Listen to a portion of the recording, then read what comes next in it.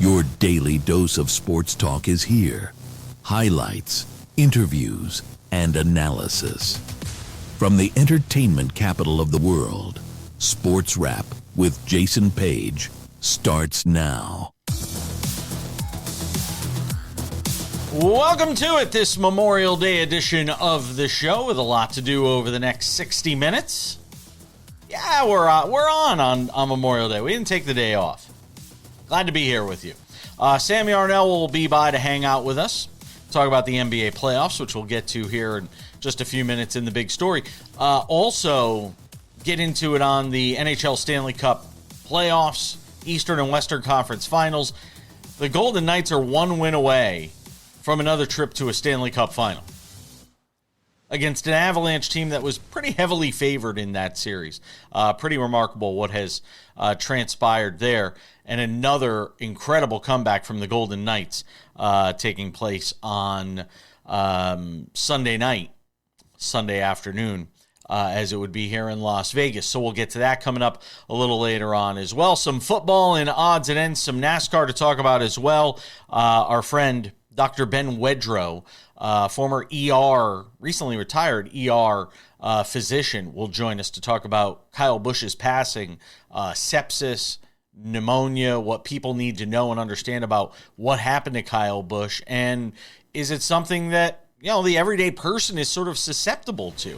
We'll get into the ins and outs of that.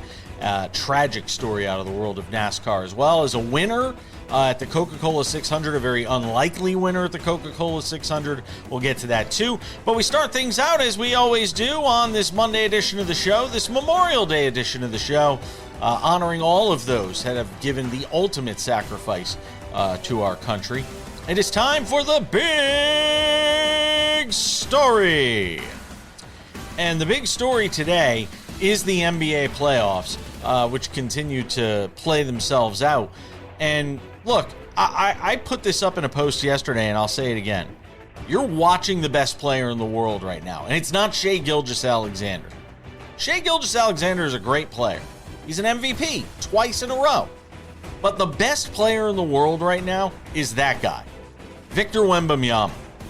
Hitting half-court threes, 33 points, just dominating every minute he was on the floor for the Spurs as they get the blowout win over the Oklahoma City Thunder on Sunday night to even that series at 2 games apiece. Remember, this is a juggernaut that we're talking about in the Thunder. Remember, everybody's going to tell you that. Remember when I asked a question in one of our SportsWrap shorts recently about, you know, how big the return of Jalen Williams would be for the Thunder? And people were like, they don't even need him. They won without him in the opening 2 rounds and blah, blah, blah. Now you're seeing how important Jalen Williams is. When you're talking about margins that are this narrow in a series between the Thunder and the Spurs, missing Jalen Williams could be the difference between the Thunder advancing to the NBA Finals and not advancing to the NBA Finals. Meanwhile, Spurs are getting healthy at the right time. They got De'Aaron Fox back. Dylan Harper has been able to give them some minutes despite the injury that he's been dealing with. And then there's Wemby, who just continues to shine, who is, you know, getting this huge showcase for an audience that may not have been plugged into the NBA this year. I don't know if they win the series. I do know we're going to see these two teams squaring off in some way, shape, or form in the playoffs for many seasons to come. That is a great thing for the National Basketball Association. To the Knicks, they are 1 win away from a trip to the NBA Finals. Let's just say it. They're going to the NBA Finals. No team has ever come back from down 3-0 in the NBA playoffs. The Cavaliers are not going to be the first team. I think we all know that by now. One of the things I addressed this weekend with SportsWrap Shorts was all this excitement and how people like to sort of bang on the Knicks and their fans for the fact that they are this excited with an opportunity to go to the NBA Finals. Not that they've won an NBA championship, because they haven't in 53 years. Just the opportunity to be in these NBA Finals has Knicks fans going gaga right now.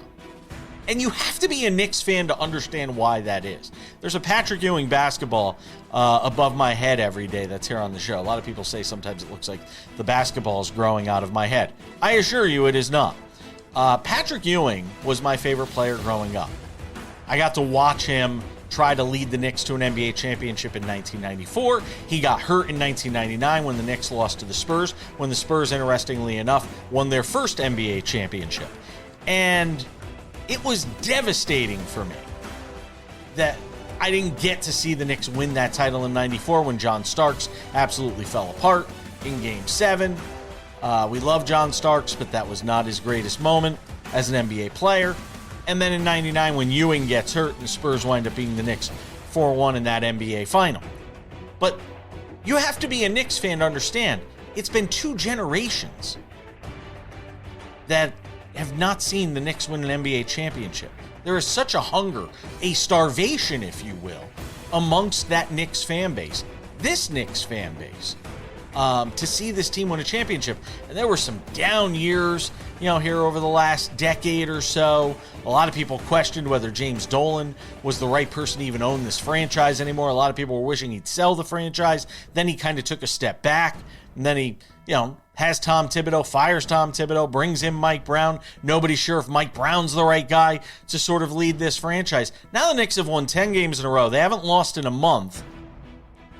They're beating teams in unprecedented fashion in terms of the margin of victory. And they're on their way to the NBA Finals. And a lot of people are wondering if this is all for real. Is this a product of the Eastern Conference? Is it not? We're going to find out in short order, because either the Spurs or the Thunder are going to come out of the West. And both of those teams are going to bring formidable challenges against the Knicks. So we'll find out the answer to that soon enough in the form of the NBA Finals. One last thing. Ticket prices. You want to go to a Knicks NBA Finals game and sit courtside? A couple of tickets just sold for $500,000. If you've got that laying in your couch cushion, give me a call. Or go to see the Knicks in Game 1 or Game 2 or Game 3, as it would be. Game 3 of the NBA Finals. There you go. That's the ticket prices. The get-in price right now is like $3,500 for nosebleed seats at Madison Square Garden. Good luck if you want to go see the Knicks in the playoffs. I've been lucky enough to see Yankees in the World Series, the Yankees in the World Series at Yankee Stadium when they lost to the Marlins, interestingly enough. I will not be going to see the Knicks play either the Spurs or the Thunder, though, in the NBA Finals. I can promise you that. Speaking of the NBA Finals, we'll continue that conversation. Sam Yarnell is here. We'll get into it with him on the Western Conference Finals and a whole bunch more. Sports Wrap continues on this Memorial Day.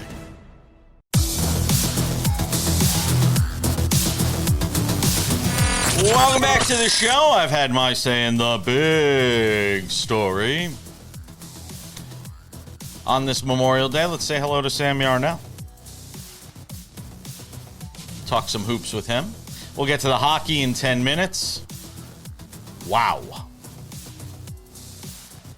That has had its own wild story to it.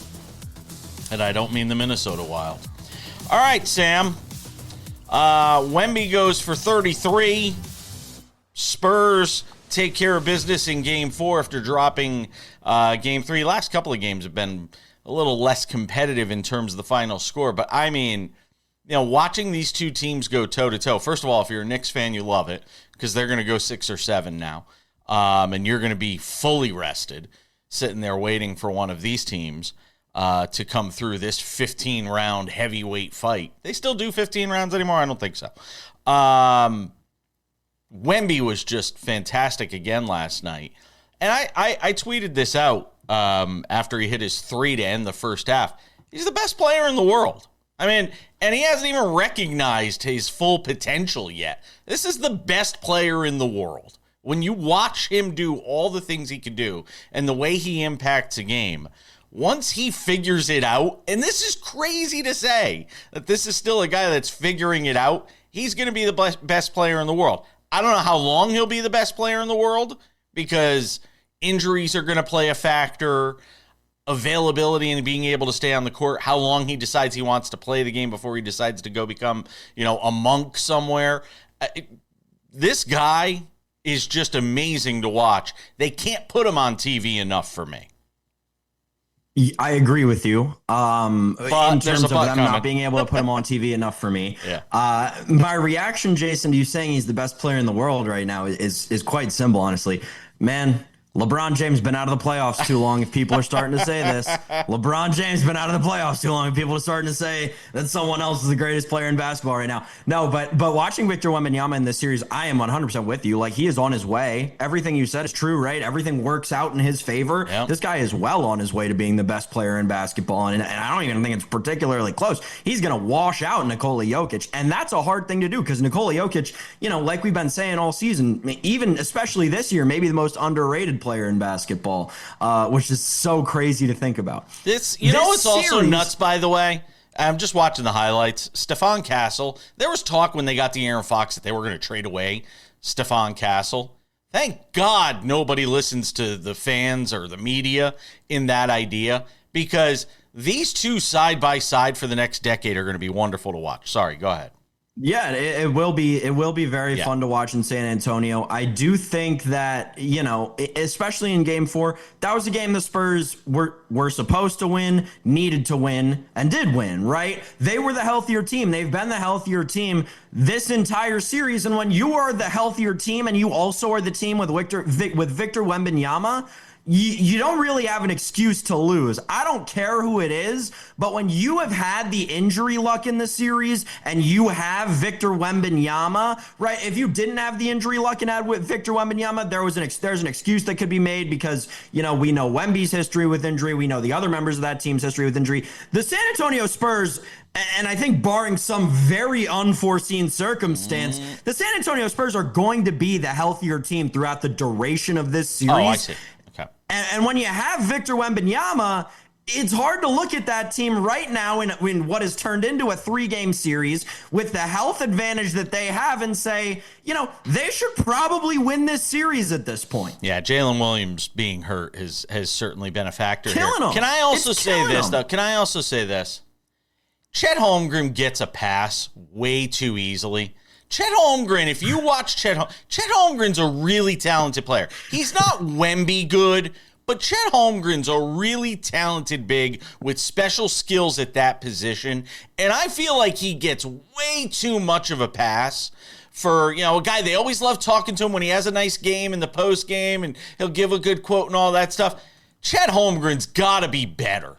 He's got to do more to help out SGA in this series, who, by the way, and I'll tell you the other part about the SGA thing that's been interesting, watching the way this series has been officiated. Yeah, there have been moments where you get the phantom foul calls on SGA that drive people nuts. But by and large, he's getting bumped around and the officials are letting it happen. And and you're not seeing as many calls that he gets during the regular season. And frankly, over the last 3 games of this series, if you assume it goes 7, Sam, that's going to be everything as to whether or not the Spurs win this series or not, is how tightly guarded the officiating is when it comes to SGA. Because if he ain't getting those free throws, it's an enormous difference in the flow of the basketball game.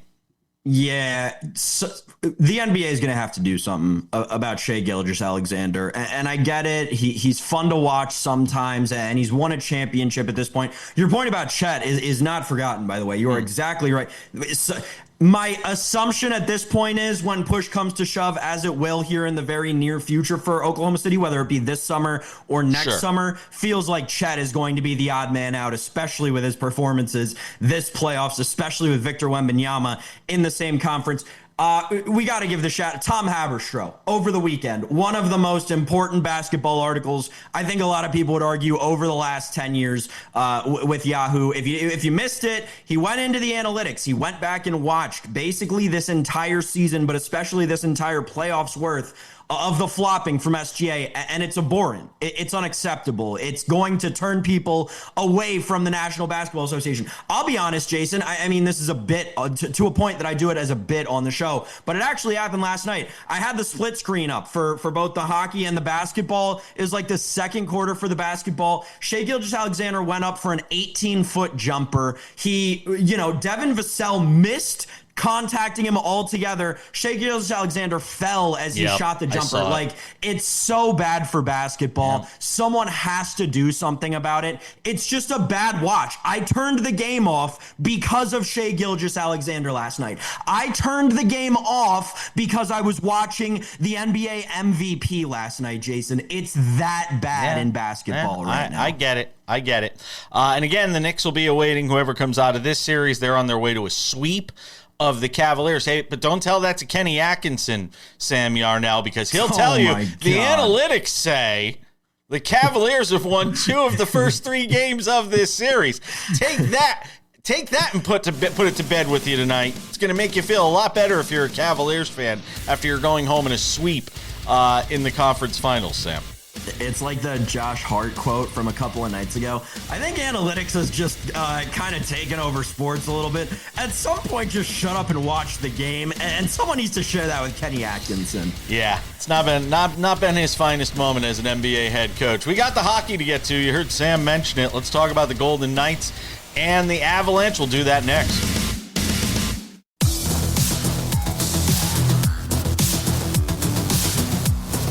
Welcome back to the show on this Memorial Day. We don't take no stinking holiday off. And Memorial Day it's such a big sports day, you can't do it. And there was so much going on this weekend, I just could not take Monday off. I thought about it. Taking a lot of days off lately. Too many for my liking. All right. Coming up in 10 minutes, Dr. Ben Wedro, retired ER doctor that I've always leaned on over the years when it comes to talking about big stories and medicine, and those two things colliding in the Kyle Busch story is obviously a big part of that. Pneumonia, sepsis, taking his life at the age of 41. How does it happen? Dr. Ben Wedro, former ER doc, just recently retired ER doc, will help me with that. Sam Yarnell, the Golden Knights are 1 win away from a Stanley Cup Final, and I'm going to take a victory lap because I said maybe 2 weeks ago when they were going at like 9 or 10 to 1 to win the whole thing, that was the bet. That was the only bet to me that was worth making when it came to picking a Stanley Cup champion, because they had the most favorable and the most value going into the conference semifinals, and now they are just 1 win away after wiping out a 3-goal deficit. Vegas was nuts yesterday. The traffic in the city, people trying to get to that game here on the Strip in Vegas was insane. We were off having, oh God, you're gonna crush me for this. I was having high tea yesterday. Yes, I know. We had friends visiting from out of town. Can't say what I want to on there. Really? Is it that bad? I was having high tea yesterday, and we had a window seat at the top of the Waldorf Astoria. I know this is so not a me story because I am not this guy. I am not Waldorf Astoria window seat guy. But we were looking down on the Strip, and the line of cars trying to get into the Aria to park to get to T-Mobile Arena to see the game was insane. And they must have liked what they saw if they decided to hang around, because the Golden Knights win. They're 1 win away from a Stanley Cup Final. And it could be a Stanley Cup Final, Sam, against the Montreal Canadiens because of what they're doing against the Hurricanes right now. But let's focus on the Golden Knights and what they've done here in pushing the Avalanche to the brink here, Sam. Yeah, I hope all those people who were parking at the Aria stayed, because I'll tell you, after the first period, I think a lot of Vegas Golden Knights fans actually hit the exits, which is a crazy thing to think about. Slot machines, baby. 5-3. Yep. But yeah, this game was out. The Avalanche are dead. The Avalanche are dead. Crazy. They needed to win tonight, or they needed to win on Sunday night for any sort of a shot. They're dead. I mean, Nathan McKinnon shatters his kneecap. There's not a whole lot you can do. You're the best player on your team, shatters his freaking kneecap. There's not a whole heck of a lot. And then the craziest thing throughout the entire course of that game was that he continued to try to play through it, which it was wild and the most hockey guy thing of all time. But you knew when that injury happened, when I think they still had the lead, actually, at the point that injury happened, you knew that was kind of the end of it in a game that they needed to win, to see that guy go down. But hey, Jason, we can't talk about the Vegas Golden Knights without talking about, Carter Hart has been absolutely phenomenal this series. I mean, he has been a brick, house this series between the pipes for the Vegas Golden Knights. It has been truly impressive to watch.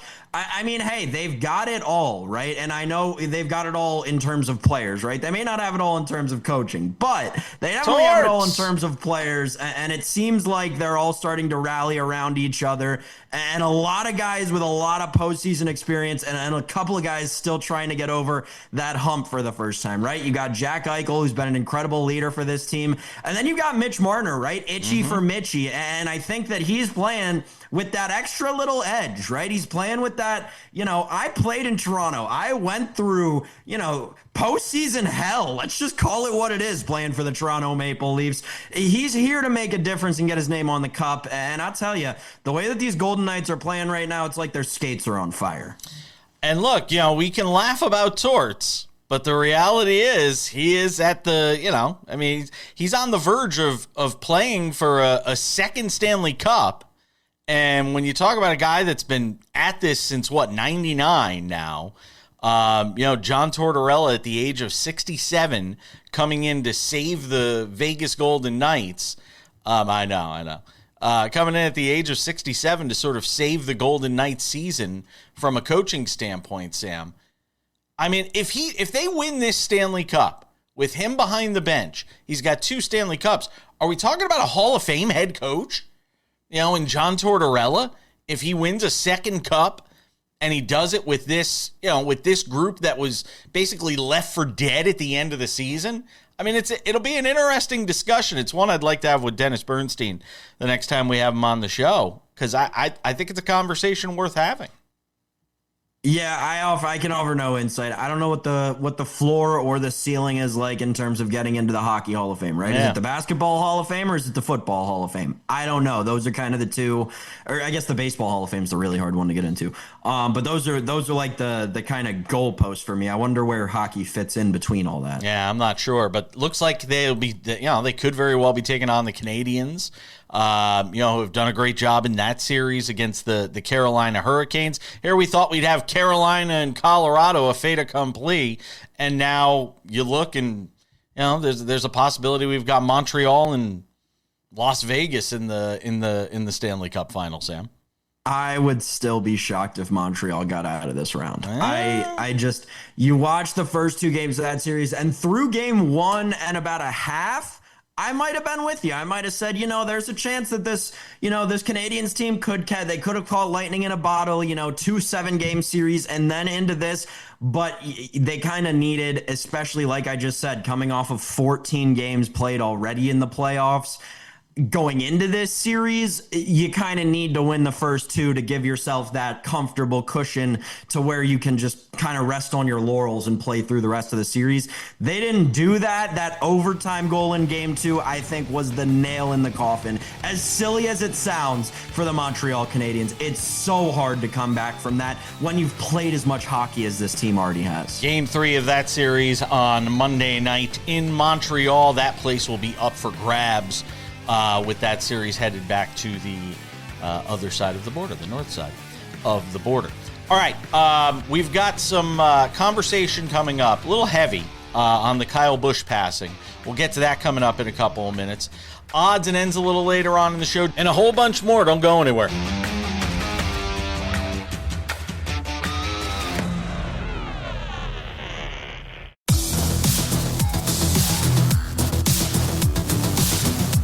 Welcome back to this Monday Memorial Day edition of SportsWrap. We learned over the weekend what took the life of Kyle Busch, NASCAR icon, passing away on Thursday at the age of 41.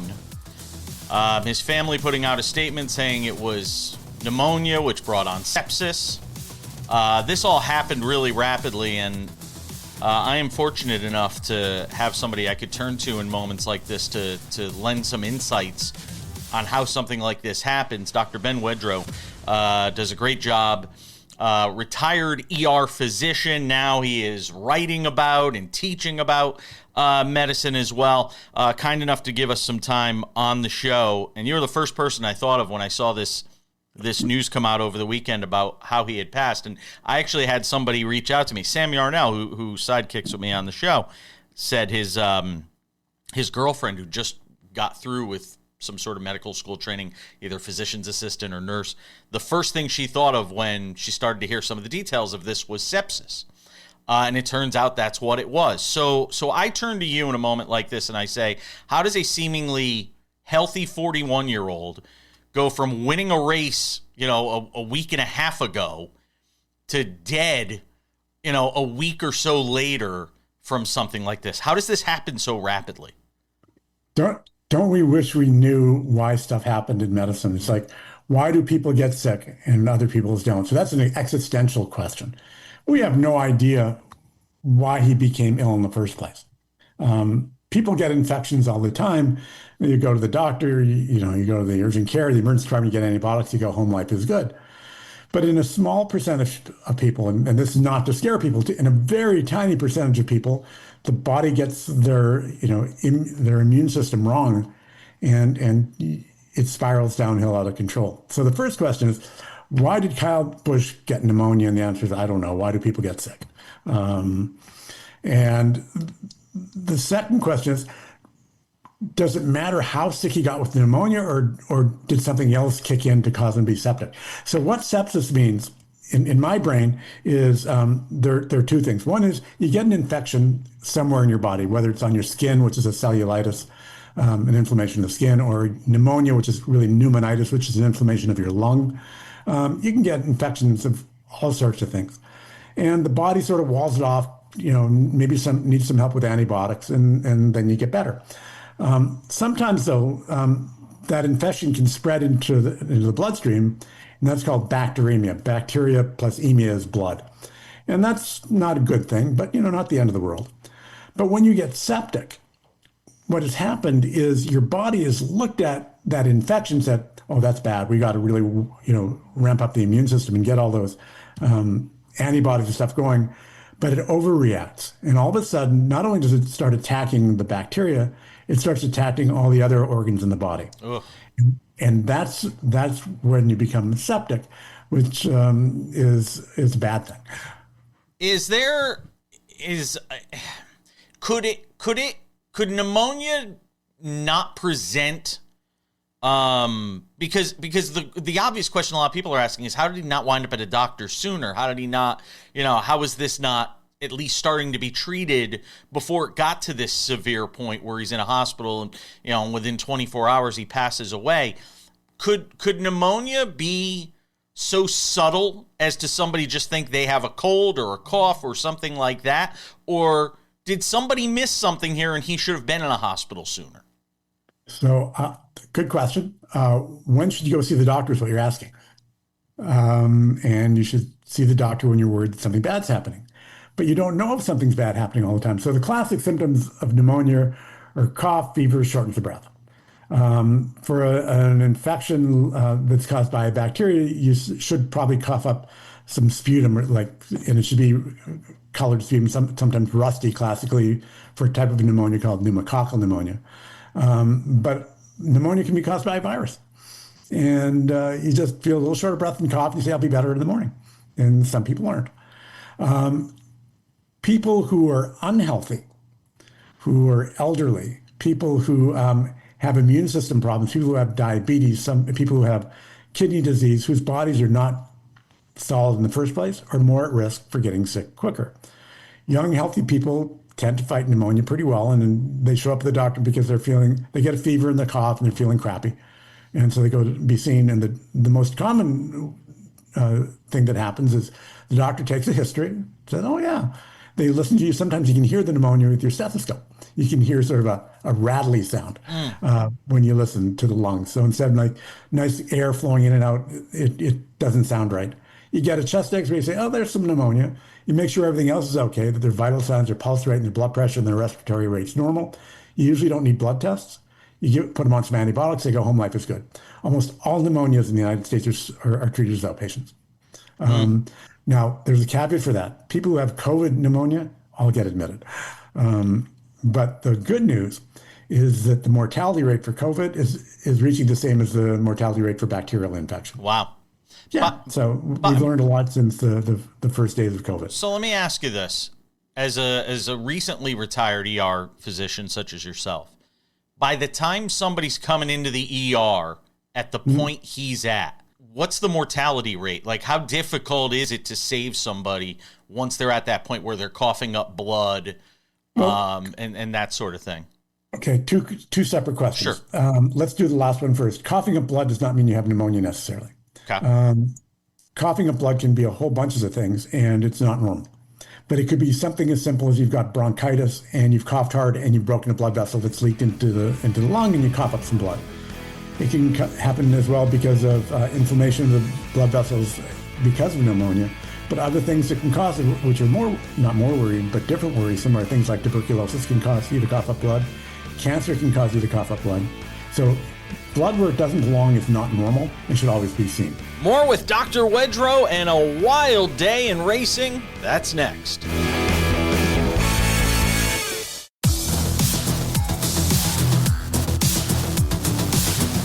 All right, welcome back to the show. Talk about what happened at the Coca-Cola 600 and the Indy 500 in just a few minutes. But I wanted to wrap up my conversation with Dr. Ben Wedro, former recently retired ER doctor, somebody I often rely on when it comes to important medical information. And one of the questions being asked about the death of Kyle Busch was, could it have been avoided? How did we get to this point? So I wanted to follow up on that aspect of this story with Dr. Wedro.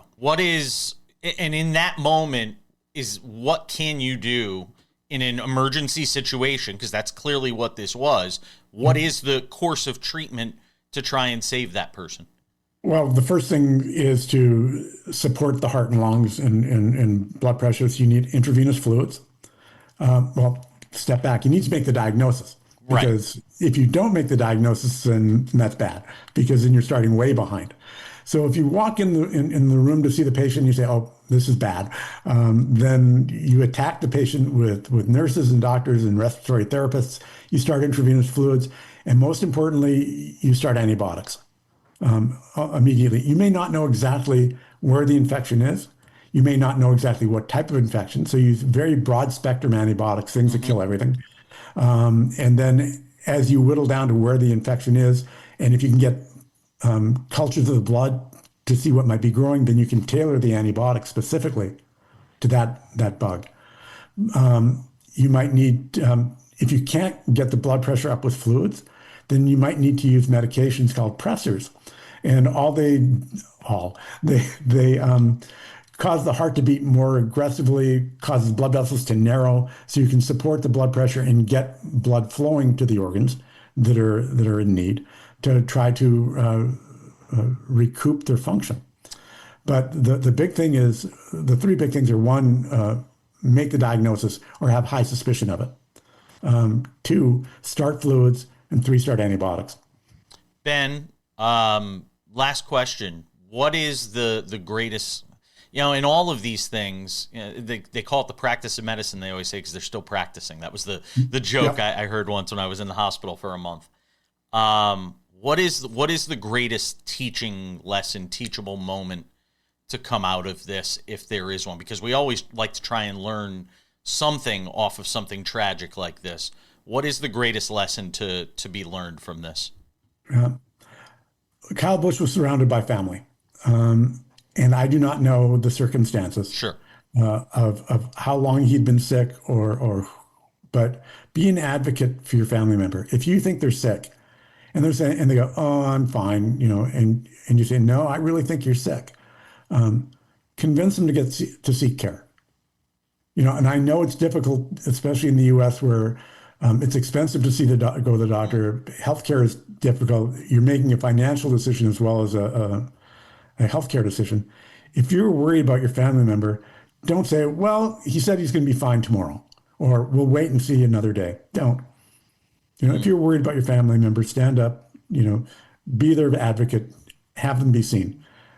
So you don't have to go through the stuff that the Busch family's going through. It just seems unconscionable for a 41-year-old to die from something like this. It blows my mind. I know it's blown the minds of a lot of people around the sports world and the NASCAR community. It just seems unthinkable for somebody that young. It really does. People die all the time at different ages. And because Mr. Busch was a public figure, it upsets us more. Look around your community, read the obituaries, see how many people are dying at a young age, and remind yourself, we are a brother's keeper. If you see someone who needs help, make sure they get it. Yeah. Well said. Dr. Ben Wedro, retired ER physician, now writing and teaching about medicine and teaching us. So we are grateful. Thank you, my friend. I appreciate you. Thank you. And again, our thoughts and prayers, our heartfelt condolences going out to Kyle Busch's family, his wife, his kids, his extended family, his NASCAR family on this terrible, terrible loss. All right, there was action on the track yesterday, and the story of the day, as much as it was Kyle Busch and remembering him, and that was done at both the Indy 500 and the Coca-Cola 600, the action on the track, just as amazing. Daniel Suarez is your winner at a rain-shortened Coca-Cola 400. There was weather issues all day, both impacting the Indy 500 potentially, and then right down the road in Charlotte at the Coca-Cola 600. Daniel Suarez wins. 27 laps were remaining in the race when rain came. Suarez was leading at that point, and as a result, they don't finish the race. He gets the win. It's his first in a couple of years. He was a protege of Kyle Busch, so it was something that hit him hard after the race had concluded. But Daniel Suarez picks up the win again, as the weather was a big factor there at the end of that Coca-Cola 600, a wreck-filled Coca-Cola 600 as well. So congratulations to Daniel Suarez on the victory. The other big story of the day, obviously, the Indy 500, and what a wild finish we had to that race. Felix Rosenqvist is your winner. His first Indy 500 win, just his second win in IndyCar. He gets past David Malukas in the final lap of the race, and then is able to hang on for the victory. How about this? He won by 2/100ths of a second. I mean, you don't get any closer than that. It was one of the closest finishes in over 25 years, if I'm not mistaken, over at the Indy 500. So Rosenqvist wins. It's his first win on an oval as well. So that, is something that's pretty wild. And he gets to kiss the bricks, gets to sip the milk, and is your winner again at the Indy 500.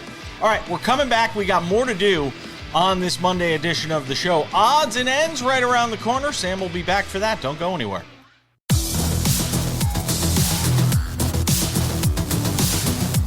All right, just about time to say goodbye on this Memorial Day edition of the show. A couple of reminders before we go. If you have not done so yet, make sure to subscribe to the SportsWrap with Jason Page podcast, the audio version of this show, available Monday through Friday wherever you get your podcasts. Great to listen to on your way to work. Maybe you're driving home on this Memorial Day, got a long drive home, doing that LA to Vegas drive, that 4-hour drive that I've done so many times. The podcast is great. Available on all your favorite podcasting platforms: Spotify, Apple Podcasts, YouTube Podcasts, iHeartRadio, TuneIn, Odyssey, Amazon. Anywhere you get a podcast, you can listen to this show Monday through Friday, crystal clear audio. We encourage you to do so. The Sports Wrap with Jason Page YouTube channel is the place to find all things Sports Wrap with Jason Page. The Monday through Friday TV version of the show, available there. Extended conversations available there. We had the conversation with Dr. Ben Wedro today that you saw on the show. That was only about half of our conversation because there was so much more to talk about when it comes to pneumonia, sepsis, Is this something that everyday people need to be on the lookout for? If you're feeling like you have a cold, chest congestion, things like that, Dr. Ben Wedro helped us sort of analyze not just what happened with Kyle Busch, but how this affects everyday people. We have that in the podcast, also available on the YouTube channel. Also, SportsWrap Shorts, 1 to 3 minute long videos, vertical form, made for people on the go. Big stories break. We're there to help discuss them and break them down for you. SportsWrap Shorts also available on the YouTube channel. Also available on our TikTok, SportsWrap Jason Page, and on our Instagram by that same name, SportsWrap Jason Page. And now, without any further delay, on this Memorial Day edition of SportsWrap, it's time for some odds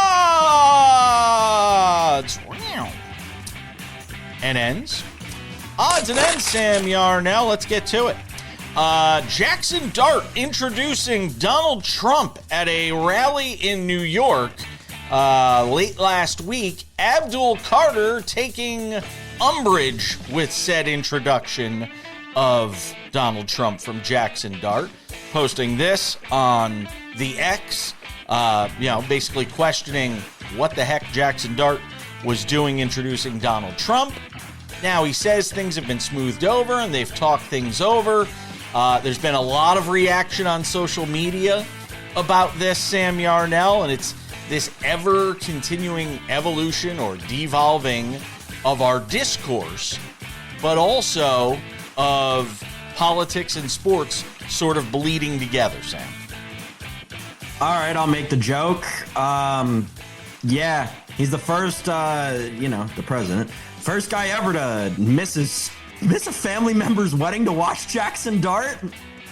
I mean, yeah, you left that one out there for me to make. Yeah, sorry, Giants fans. Whoops. This is weird. I don't know why we've gotten to the point where, I don't know. Like, so this is my immediate reaction, right? Gosh, this may not be great for the show. Oh, God. If you're Jackson Dart, if you're Jackson Dart, like, how do you not think through this first? Like, maybe, I don't know, right? Jackson Dart, spent time in college. What am I saying? No, he should be smart. He spent time in college. Brother, think this thing through. At least understand that if you're going to do something like this, it has the potential to make people upset. Yeah. I don't know, if I were a fan, right, as you are, if I were a fan of the team that man trotted out under center every week for, I would just think to myself, if you're thinking through plays on the gridiron with 300-pounders bearing down on you on a weekly basis, think through this a little bit. I got two things. And understand that, it has this potential, right? You don't just throw a ball downfield, not understanding it has the potential to get intercepted. You kind of have to think about life the same way sometimes. I've got two things on this. One, Fernando Mendoza was supposed to go with Indiana, didn't. Decided to stay with his team, work out, show his commitment to the Raiders and what he's doing. He's only 1 year more removed from college. He's not that much older, not that much younger rather than Jackson Dart. That's point one. Two, if you don't think that there is going to be black teammates on your team that have felt aggrieved by this president and are having that reaction, first of all, Abdul Carter probably shouldn't have expressed it on social media. He should have said something to Jackson Dart privately. I don't think he needed to say something publicly and blast him in the media. That being said, if Jackson Dart isn't surprised about how this whole thing came about, then he clearly hasn't taken the temperature of the room that is America right now when it comes to why somebody could feel offended at the fact that you're introducing the President of the United States, one of the most divisive figures in the history of our politics. That's just that, rightly or wrongly, that is a reality.